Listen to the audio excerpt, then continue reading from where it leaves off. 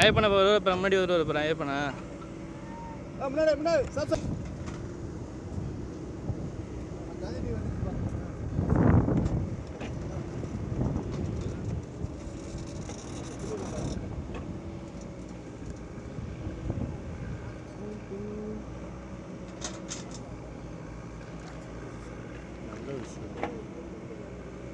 Sir கொடுங்க sir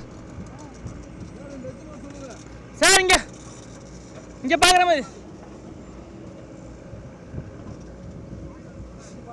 sir இங்க பாக்குற மாதிரி சார் எல்லா கேமரா வந்து போங்க டேய் மேல வாடா நான் புடு பரவாயில்லை முடி காஞ்ச சார் இங்க பாக்குற மாதிரி முன்னாடி வர சொன்னா அவரா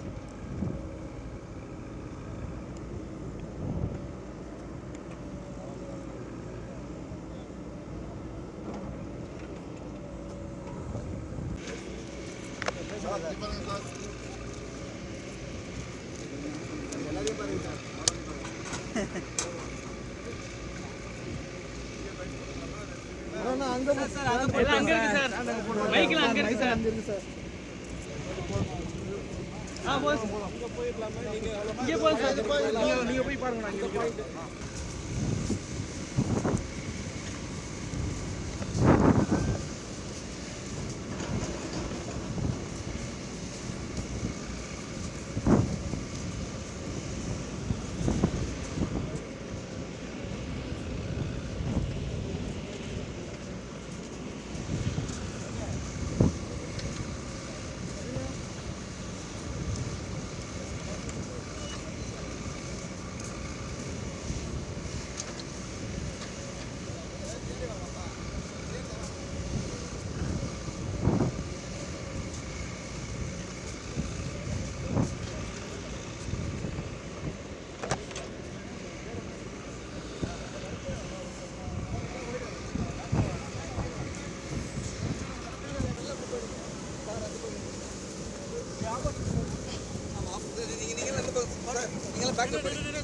பேக்ல போடு சார் அந்த போடுங்க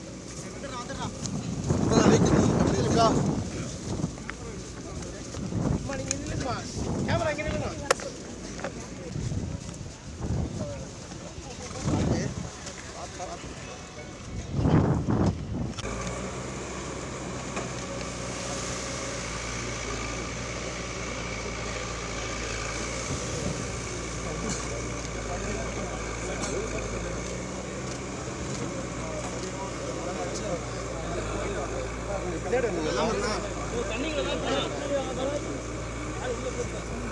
உள்ள வாங்கப்பா பின்னாடி வாங்கப்பா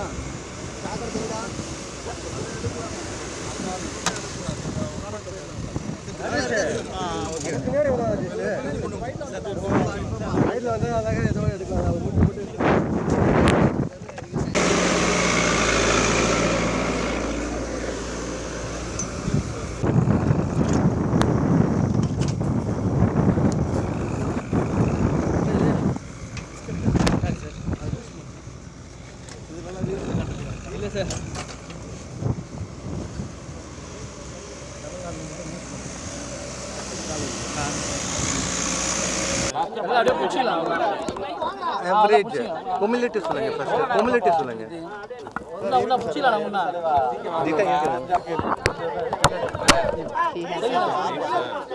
மொத்த ஏடி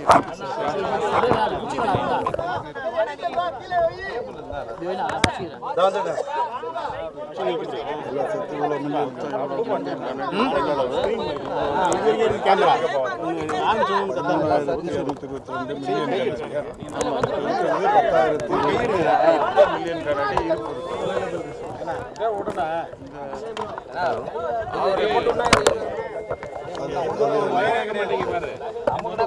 ஒன்று போட்டுருக்கலாம் நீங்கள் 2 ட்ரம் இருந்தால் ஈஸியாக இருக்கும். அதிகபட்சம் சென்னை சென்ட்ரல் BLH 16.93 இருக்குது சார். இம்பார்ட்டன்ட் பிளேஸ் நீங்கள் மென்ஷன் பண்ணியாச்சு சொல்லுங்க. அந்த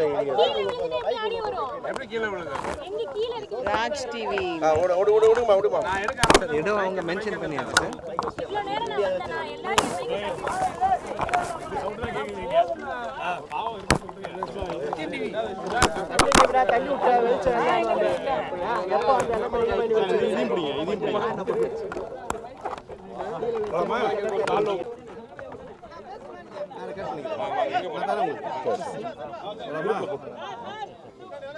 குரூப்ல போட்டுறாங்க. கடந்த வாரம் 16ஆம் தேதி வடகிழக்கு பருவமழை தொடங்கி இருக்கிறது. ஒவ்வொரு பருவமழைக்கு முன்னாலேயும் மாண்புமிகு தமிழ்நாட்டின் முதலமைச்சர் அவர்கள் அரசின் பல்வேறு சேவை துறைகளை ஒருங்கிணைத்து ஒவ்வொரு துறையும் எடுக்கப்பட வேண்டிய நடவடிக்கைகள் குறித்து ஆலோசனைகள் வழங்கி தொடர்ந்து ஒவ்வொரு ஆண்டும் பருவமழைக்கு முன்னால் எடுக்கப்பட வேண்டிய முன்னெச்சரிக்கை நடவடிக்கைகளை சிறப்பாக எடுத்து வருகிறார்கள். அதன் விளைவாகத்தான் பருவமழை காலங்களில் மிகப்பெரிய அளவிலான வெள்ள பாதிப்புகளோ நோய் பாதிப்புகளோ இல்லாத நிலை என்பது தமிழ்நாட்டில் தொடர்ந்து கொண்டிருக்கின்றது. மாண்புமிகு தமிழ்நாட்டின் முதலமைச்சர் அவர்கள் 16ஆம் தேதி வடகிழக்கு பருவமழை தொடங்குகிறது என்றவுடன் மக்கள் நல்வாழ்வுத்துறை, ஊரக உள்ளாட்சித்துறை, நகர்ப்புற உள்ளாட்சித்துறை ஆகிய நிர்வாகங்களை ஒருங்கிணைத்து ஒவ்வொரு ஆண்டும் பருவமழைக்கு முன்னால் முன்னெச்சரிக்கை நடவடிக்கை கூட்டங்களை நடத்த சொல்லி அறிவுறுத்தி அந்த வகையில் கடந்த 15 நாட்களுக்கு முன்னால் ஒரு கூட்டம் நடத்தப்பட்டு அந்த கூட்டத்தில் மரியாதைக்குரிய நகராட்சி துறையின் அமைச்சர் அவர்களும் கலந்து கொள்ள 10க்கும் மேற்பட்ட துறைகளின் செயலாளர்கள், 15க்கும் மேற்பட்ட IAS அலுவலர்கள், தமிழ்நாட்டின் பல்வேறு அனைத்து மாவட்டங்களிலுமிருந்து மாவட்ட அளவிலான மாநில அளவிலான அலுவலர்கள் என்று ஏறத்தாழ 1000 பேர் அளவுக்கு கலந்து கொண்ட ஒரு பெரிய கூட்டம் நடத்தப்பட்டு ஒவ்வொரு மாவட்டத்திலும் வடகிழக்கு பருவமழையை தொடர்ந்து எடுக்கப்பட வேண்டிய நடவடிக்கைகள் குறித்தான விளக்கங்கள் தந்து அதற்கான குறிப்புகள் எல்லாம் அவர்களிடத்தில் தந்து அனுப்பப்பட்டது. மாண்புமிகு தமிழ்நாட்டின் துணை முதலமைச்சர் அவர்கள் கடந்த 3 நாட்களாக சென்னையின் பல்வேறு பகுதிகளுக்கு நேரடியாக சென்று கடந்த 4½ ஆண்டு காலமாக தமிழ்நாட்டில் குறிப்பாக சென்னை மாநகரில் செயல்படுத்தப்பட்டு கொண்டிருக்கின்ற மழைநீர் வடிகால் வாய்கள், குறிப்பாக நீர்வள ஆதாரத்துறை, பொதுப்பணித்துறை, நெடுஞ்சாலைத்துறை, பெருநகர சென்னை மாநகராட்சி என்று அனைத்து துறைகளின் சார்பிலும் எடுக்கப்பட்ட நடவடிக்கைகள் குறித்தான ஆய்வினை நேரடியாக சென்று கடந்த 3 நாட்களாக செய்து வருகிறார்கள். இந்த நிலையில்தான் நேற்றைக்கு மாண்புமிகு தமிழ்நாட்டின் துணை முதலமைச்சர் அவர்கள் தலைமையில் அண்ணா அறிவாலயத்தில் சென்னை, தாம்பரம், ஆவடி ஆகிய மாநகராட்சி பகுதிகளுக்குட்பட்ட மாநகராட்சி மன்ற உறுப்பினர்கள், மக்கள் பிரதிநிதிகள், அதேபோல் நம்முடைய அமைச்சர் பெருமக்கள் என்று பல்வேறு தரப்பினரும் கலந்து கொள்ளுகிற வகையிலான ஒரு கூட்டத்தை நடத்தி இந்த மழைக்காலத்தில் எப்படிப்பட்ட நடவடிக்கைகளில் உடன் இருக்க வேண்டும், ஈடுபட வேண்டும் என்றெல்லாம் அறிவுறுத்தி இருக்கிறார்கள். இந்த அரசு பொறுப்பேற்றதற்கு பிறகு சென்னையின் மிகப்பெரிய அளவிலான வெள்ள பாதிப்புகளை தடுப்பதற்கும் பெரிய அளவிலான பாதிப்புகளிலிருந்து சென்னையை காப்பதற்கும் ஏராளமான நடவடிக்கைகள் எடுக்கப்பட்டிருக்கிறது. சென்னைக்கான ஒட்டுமொத்த குடிநீர் ஆதாரங்கள் என்று சொல்லப்படுபவை பூண்டி ஏரி, சோழவரம் ஏரி, ரெடில்ஸ் ஏரி, சம்பரப்பாக்கம் ஏரி, கண்ணன்கோட்டை தேர்வாய் கண்டிகை, வீராணம் ஏரி ஆகியவைகளாகும். இந்த 6 நீர்நிலை பகுதிகளில் இருந்துதான் ஒட்டுமொத்தமாக சென்னைக்கு குடிநீர் ஆதாரம் கிடைத்து கொண்டிருக்கிறது. சென்னைக்கான ஒட்டுமொத்த குடிநீர் ஆதாரத்திற்கான இருப்பு என்று எடுத்துக்கொண்டால் 13,222 மில்லியன் கன அடி தண்ணீரை தேக்கி வைக்கும் அளவுக்கான அந்த வாய்ப்பு இந்த 6 நீர்நிலைகளின் மூலம் கிடைத்திருக்கிறது. ஆனால் தற்போது எவ்வளவு நீர் இருப்பு இருக்கிறது என்றால் 13,222 மில்லியன் கன அடியில் 10,028 மில்லியன் கன அடி நீர் தற்போது இருப்பு இருக்கிறது. அந்த வகையில் இன்றைக்கு அனைத்து நீர்நிலைகளும் நிரம்பும் தருவாயில் மகிழ்ச்சிகரமாக சென்னையின் குடிநீர் ஆதாரத்திற்கு ஒரு திருப்தி ஏற்படுகிற வகையிலான நிலை என்பது இருந்து கொண்டிருக்கிறது. குறிப்பாக இந்த அடையாறு செம்பரப்பாக்கம் ஏரி என்பது 25.51 சதுர கிலோமீட்டர் பரப்பிலான மிகப்பெரிய ஏரி ஆகும். அதனுடைய அந்த ஏரியின் நீர்மட்ட உயரம் என்பது 24 அடி. தற்பொழுது எவ்வளவு அடிக்கு நீளத்திற்கு அந்த நீர்மட்டம் உயர்ந்திருக்கிறது என்றால் 21.27 மீட்டர் அளவுக்கு இன்றைக்கு நீர்மட்டம் உயர்ந்திருக்கிறது. 24 அடி நீர்மட்ட மொத்த உயரத்தில் 21 அடியை கடந்திருக்கிறது. அதனுடைய ஒட்டுமொத்த கொள்ளளவு 3645 மில்லியன் கன அடியாகும். இன்றைக்கு மாண்புமிகு தமிழ்நாட்டின் முதலமைச்சர் அவர்கள் தொடர்ந்து மழை பொழிந்து கொண்டிருக்கிற காரணத்தினாலும் அந்த செம்பரப்பாக்கம் ஏரியின் கேட்ச்மெண்ட் ஏரியா என்று சொல்லக்கூடிய நீர்பிடிப்பு பகுதிகளில் நீர் தொடர்ந்து அந்த ஏரிக்கு வந்து கொண்டிருக்கின்ற காரணத்தினாலேயும் படிப்படியாக செம்பரப்பாக்கம் ஏரியிலிருந்து நீர் திறப்பை அதிகாரிகளுக்கு உத்தரவிட்டு அந்த வகையில் செய்யப்பட்டு கொண்டிருக்கிறது. நேற்று காலை 100 கன அடி தண்ணி திறந்து வைக்கப்பட்டது. நேற்று மதியத்திற்கு பிறகு அது 500 கன அடியாக உயர்த்தப்பட்டது. இன்று காலை அது 750 கன அடி தண்ணீர் இன்றைக்கு செம்பரப்பாக்கத்திலிருந்து உபரி நீராக திறந்து விடப்பட்டிருக்கிறது. இந்த 750 கன அடி தண்ணீர் செம்பரப்பாக்கத்திலிருந்து கடலில் வந்து கலக்கிற போது இங்கே எவ்வளவு கன அடி தண்ணீர் வருகிறது என்றால் 5300 கன அடி தண்ணீர் இப்போது கடலில் கலக்கிறது. 750 செம்பரப்பாக்கத்திலிருந்து திறந்து விடப்பட்டு செம்பரப்பாக்கத்திலிருந்து அடையாறு முகத்துவாரத்திற்கு வருகிற வழியில் எங்கே எல்லாம் இந்த சிறிய சிறிய நீர்நிலைகள் எல்லாம் இதில் இணைந்து பல்வேறு நீரோடைகள் இதில் இணைந்து கடலுக்கு வருகிற போது 5300 கன அடியாக வந்து கொண்டிருக்கிறது. இந்த அடையாற்றை பொறுத்தவரை ஏற்கனவே இந்த அரசு பொறுப்பேற்பதற்கு முன்னால் ஒரு 25,000 கன அடி தண்ணீரை மட்டுமே தாங்கி வரும். இந்த 25,000 கன அடியை தாண்டி அதிக அளவிலான வெள்ளப்பெருக்கு வந்தால் அடையாற்றின் ஓரம் இருக்கிற குடியிருப்பு பகுதிகளுக்குள் நீர் புகுந்து பாதிப்பை ஏற்படுத்தும். மாண்புமிகு தமிழ்நாட்டின் முதலமைச்சர் அவர்கள் அடையாறு செம்பரப்பாக்கம் ஏரிக்குள் நுழைகிற பகுதியில் பல்வேறு வகைகளில் நில ஆர்ஜிதம் செய்து அங்கே ஆழப்படுத்தி அகலப்படுத்தி இருக்கிறார்கள். அதோடு மட்டுமல்லாது அடையாற்றில் எங்கே எல்லாம் குறுகலான பகுதிகள் இருக்கிறதோ அந்த பகுதிகள் எல்லாம் அகலப்படுத்தப்பட்டு ஆழப்படுத்தப்பட்டு தூர்வாரப்பட்டிருக்கிறது. இப்படி செய்திருக்கிற காரணத்தினால் தற்போது இந்த அடையாற்றில் ஒரே நேரத்தில் 40,000 கன அடி தண்ணீர் வந்தால் கூட குடியிருப்புகளை பாதிக்காது என்கின்ற நிலை இன்றைக்கு இந்த அரசால் மாண்புமிகு முதல்வர் அவர்களால் ஏற்படுத்தப்பட்டிருக்கிறது. எனவே 750 கன அடி தண்ணீர் வருகிறது. நேற்றைக்கு 100ஆக இருந்தது, பிறகு 500ஆக உயர்ந்தது, இப்பொழுது 750ஆக உயர்ந்திருக்கிறது என்கின்ற அச்சம், பயம், பதட்டம் பொதுமக்களுக்கு தேவையில்லை. காரணம், இந்த அடையாற்றை பொறுத்தவரை இன்றைக்கு மாண்புமிகு தமிழ்நாட்டின் முதலமைச்சர் அவர்கள் ஆழப்படுத்தி இருப்பதாலும் அகலப்படுத்தி இருப்பதாலும் பல்வேறு இடங்களில் இருந்த இடையூறுகளை அகற்றி இருப்பதாலும் இன்றைக்கு தடையில்லாமல் நீர் வந்து கொண்டிருக்கிறது. இப்பொழுது முகத்வாரத்தில் நானும் பாராளுமன்ற உறுப்பினரும் நம்முடைய வேளச்சேரி தொகுதியின் சட்டமன்ற உறுப்பினரும் பெருநகர சென்னை மாநகராட்சியின் மண்டல குழு தலைவரும் அதேபோல் இன்றைக்கு மாண்புமிகு தமிழ்நாட்டின் முதலமைச்சர் அவர்களால் ஒவ்வொரு மண்டலத்திற்கும் ஒரு IAS அலுவலர் நோடல் ஆபீசர்களாக இன்றைக்கு நியமிக்கப்பட்டிருக்கிறார்கள். அவரும் இந்த ரீஜனல்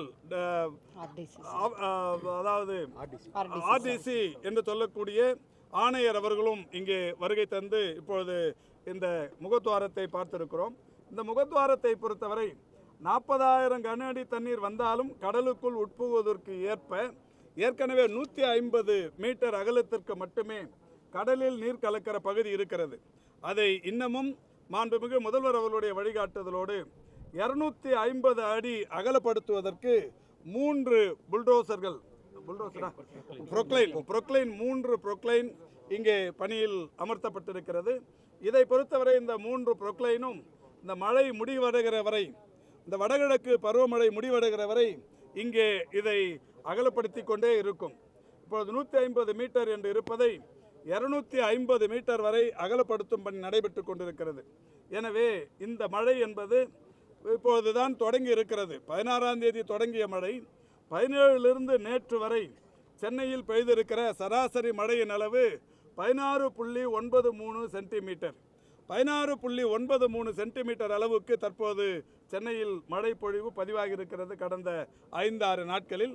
என்றாலும் இன்றைக்கு சென்னை மாநகரை பொறுத்தவரை 22 சுரங்கப்பாதைகள் இருக்கிறது. ஒரு சுரங்கப்பாதை கூட மழை நீரால் பாதிக்கப்பட்டு மழைநீர் சூழ்ந்து போக்குவரத்திற்கு இடையூறு ஏற்படுத்தவில்லை. எல்லா போக்குவரத்தும் சகஜ நிலையில் இருந்து கொண்டிருக்கிறது. மிகப்பெரிய அளவில் கடந்த ஆட்சி காலங்களில் ஒரு 4-5 சென்டிமீட்டர் அளவுக்கு மழை பொழிந்தாலே நாள் கணக்கில் வார கணக்கில் கூட பல்வேறு தெருக்களில் தண்ணீர் தேங்கி நிற்கும். 16.93 சென்டிமீட்டர் அளவுக்கான மழை ஒரு 5-6 நாட்களில் பெய்திருக்கிற சூழலிலும் ஒரு இடத்திலும் கூட மழை நீர் சூழ்ந்து மக்களை பாதிப்புக்குள்ளாக்கவில்லை. எந்த சுரங்கப்பாதையும் போக்குவரத்திற்கு இடையூறாகவும் இல்லை. இந்த நிலையில் இந்த முகத்வாரத்தை மாண்புமிகு தமிழ்நாட்டின் முதலமைச்சருடைய வழிகாட்டுதலோடு இன்றைக்கு சீர்படுத்தும் பணி நடைபெற்று கொண்டிருக்கிறது. இது ஏதோ இன்றைக்கு மட்டுமே நடைபெற்று கொண்டிருக்கிற பணியாக இல்லை. தொடர்ந்து இந்த 4.5 ஆண்டு காலமாக இந்த ஒவ்வொரு பருவமழைக்கு முன்னாலேயும் இந்த மணலை சீர்படுத்தி கொண்டிருக்கிறார்கள். இந்த இடத்தை பார்த்தால் தெரியும். இது அடையாறு முகத்வாரத்தில் இருக்கிற புரோக்கன் பிரிட்ஜ் என்று சொல்லப்படுகிற இந்த இடம். இங்கே இப்பொழுது மிகப்பெரிய அதாவது மணல் மலைகள் இருந்து கொண்டிருக்கிறது. இந்த மலைகள் எல்லாம் இந்த வழியை, அந்த நீர்ப்பாதையை அகலப்படுத்துவதற்காக எடுக்கப்பட்ட அந்த மணல் தான். தற்பொழுதும் கூட இந்த மணல் எல்லாம் எடுத்து போட்டதன் விளைவு ஒரு 4 லட்சம் கன அடி மணல் எடுத்து போட்டதன் விளைவு இப்போ சீனிவாசபுரம் பாதுகாக்கப்பட்டிருக்கிறது. சீனிவாசபுரத்தை ஒட்டி அந்த மணல் இன்றைக்கு கொட்டி இருக்கிறார்கள். இந்த 4 லட்சம் கன அடி தண்ணீர் அங்கே போட்டிருக்கின்ற காரணத்தினால் இந்த மணல் அரிப்பு தடுக்கப்பட்டு இங்கே போடப்பட்ட மணல் பாதுகாக்கப்பட்டு தற்பொழுது அந்த சீனிவாசபுரம் எந்த விதமான இந்த சீனிவாசபுரம் மக்களுக்கு பாதிப்பு இல்லாமல் இருந்து கொண்டிருக்கிறது. எனவே மாண்புமிகு தமிழ்நாட்டின் முதலமைச்சருடைய வழிகாட்டுதலோடு இன்றைக்கு அனைத்து துறைகளும் மிக சிறப்பாக செயல்பட்டு குடியிருப்புகளுக்குள் நீர் புகாத வண்ணமும் இந்த அடையாற்றின் நீர் வெகு வேகமாக பெருக்கெடுத்து கடலில் கலப்பதற்குரிய வகையிலேயும் நடவடிக்கை எடுக்கப்பட்டிருக்கிறது. நீங்களும் கூட கேட்கலாம், ஒரு சில நேரங்களில் புயல் பாதிப்பு வருகிற போது இந்த முகத்வாரத்தில் தண்ணீர், அதாவது கடல் உள்வாங்குவதில்லை, இந்த நீரை உள்வாங்குவதில்லை என்று கேட்கலாம். அது இயற்கை காரணம். கடல் கொந்தளித்து 1 மீட்டர் 1.5 மீட்டர் அளவுக்கு கடல் கொந்தளிப்போடு இருக்கிற சூழலில் இது போன்ற ஆறுகளிலிருந்து உட்புகிற நீர் கடலை எதிர்த்து உள்ளே போக முடியாது. அந்த நேரத்தில் தடைப்படும். அப்படி தடைப்படுகிற போதுதான் இந்த அடையாற்றின் அந்த நீர் பெருக்கம் அதிகரித்து அடையாற்றின் ஓரம் இருக்கிற குடியிருப்பு பகுதிகளுக்கு நீர் புகும்.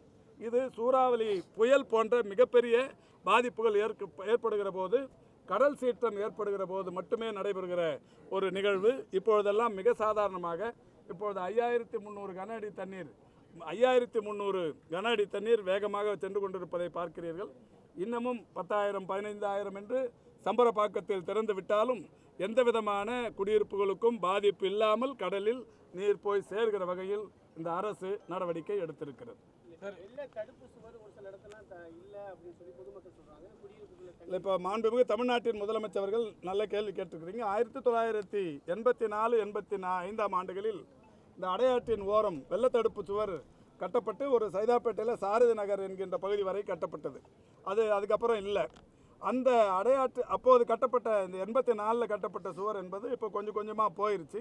நேற்றுக்கு கூட சாரதி நகரில் மணி தெரு என்கின்ற பகுதியில் அந்த சுவர் கொலாப்ஸ் ஆயிடுச்சு. உடனடியாக பொதுப்பணித்துறையின் அதிகாரிகள் விரைந்து வந்து இன்றைக்கி மணல் மூட்டைகளை காலை வரைக்கும் 1500 மூட்டைகளை அடுக்கி அதை மேடுபடுத்தியிருக்கிறாங்க. இன்னும் ஒரு 1000 மூட்டை அங்கே அடுக்க போகிறாங்க. இதுக்கு தான் மாண்புமிகு தமிழ்நாட்டின் முதலமைச்சர்கள் இந்த அடையாற்றை சீர்படுத்தும் நோக்கத்திற்காக 1500 கோடி ரூபாய் செலவில் ஒரு மிகப்பெரிய திட்டத்தை வகுத்து இப்போ இன்றைக்கி அது டெண்டர்லாம் விட்டு ரெடி பண்ணியிருக்கிறாங்க. அடையாற்றிலிருந்து சைதாப்பேட்டை வரை இந்த அடையாற்றின் இருமருங்கிலும் கரைகள் எழுப்பி இதை பலப்படுத்தி ஒரு சுற்றுலா மையமாகவே ஆக்குகிற வகையிலான இதில் ஒரு சில குடியிருப்புகள் இடமாற்றம் செய்ய வேண்டியிருக்கிறது. திடீர் நகர், ஜோதியம்மாள் நகர் போன்ற இடங்கள்லாம் அந்த இடங்களுக்கு மாற்று குடியிருப்புகள் கட்டுவதற்கும் தற்போது டெண்டர் விட்டு ஒரு 1701 குடியிருப்புகளை நாகிரெட்டி தோட்டம் பகுதியில் கட்டுவதற்கு முதல்வர் உத்தரவிட்டிருக்கிறார். இங்கே நம்முடைய மலர் மருத்துவமனைக்கு எதிரில் இருக்கிற மல்லிகைப்பூ நகர், அந்த மல்லிகைப்பூ நகர் கூட அந்த பகுதி மக்கள் பாதிக்காத வகையில் அந்த இடத்தை விட்டு பக்கத்தில் ஒரு அட்மினிஸ்ட்ரேட்டிவ் பிளாக் ஒன்று கட்டுவதற்கு இந்த 1500 கோடியில் ஏற்கனவே திட்டமிட்டிருந்தார்கள்.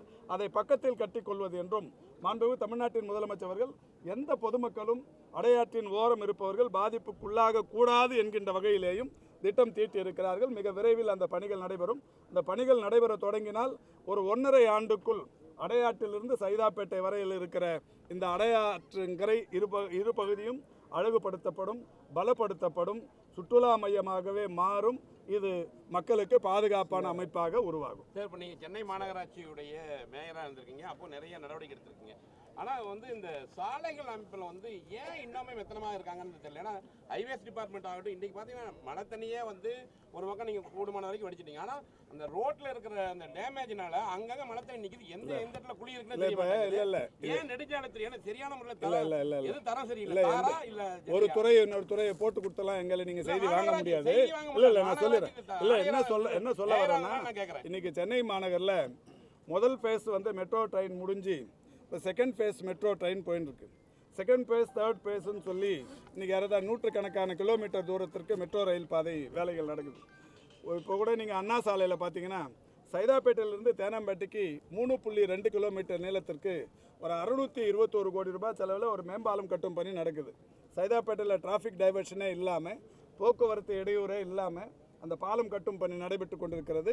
ஒரு ஜனவரிக்குள்ளே தரப்புன்னு சொல்லி நம்முடைய பொதுப்பணித்துறை அமைச்சர் சொல்லியிருக்கிறார். அதே மாதிரி இப்போ இங்கே நம்ம மத்திய கைலாஷாண்ட ஒரு பெரிய பாலம் பணிகள் நடைபெற்று கொண்டிருக்கிறது. இது பாலப்பணிகள் மட்டும்தான் சொல்கிறேன். இப்போ வேளச்சேரியில் ஹால்டாலிருந்து குருநானக் வரைக்கும் ஒரு 3 கிலோமீட்டர் நீளத்திற்கு மிக விரைவில் பாலம் தொடங்க போகுது. இப்போ ஏற்கனவே ஒரு 15 நாட்களுக்கு முன்னால் மாண்புமிகு முதல்வர் அவர்கள் உஸ்மான் சாலையில் 2 கிலோமீட்டர் தூரத்திற்கான ஒரு மிக நீண்ட பாலத்தை திறந்து வைத்தார்கள். அண்ணா சாலையில் கட்டப்பட்டு கொண்டிருக்கிற அந்த மேம்பாலத்தை பொறுத்த வரைக்கும் இந்தியாவிலே ஒரு சாதனை பாலம். என்னன்னா, இந்தியாவில் வேறு எந்த மாநகர பகுதியிலும் தரைக்கு அடியில் மெட்ரோவும் தலைக்கு மேலே மேம்பாலமும் எங்கேயும் இல்லை, சென்னையில் தான் வந்திருக்கு. அதே மாதிரி கத்திபாராவுக்கு போனீங்கன்னா தரை போக்குவரத்து, அதுக்கு மேலே மேம்பால போக்குவரத்து, அதுக்கு மேலே மெட்ரோ போக்குவரத்து, அதுக்கு மேலே இன்னொரு லேயர் மெட்ரோ போக்குவரத்து. அதை பொறுத்த வரைக்கும் 160 அடிக்கு மேலே ஒரு மேம்பாலம் அமைக்கும் பணி நடைபெற்று கொண்டிருக்கிறது. உலகத்திலேயே எங்கேயும் இல்லை. இதெல்லாம் நடக்கிறப்ப ரோடு அங்கங்கே கொஞ்சம் டேமேஜ் ஆக தான் செய்யும். ரெஸ்டோர் பண்ணுறதுக்கு கொஞ்சம் முடிஞ்சால் தான் வேலை செய்ய முடியும். நன்றி.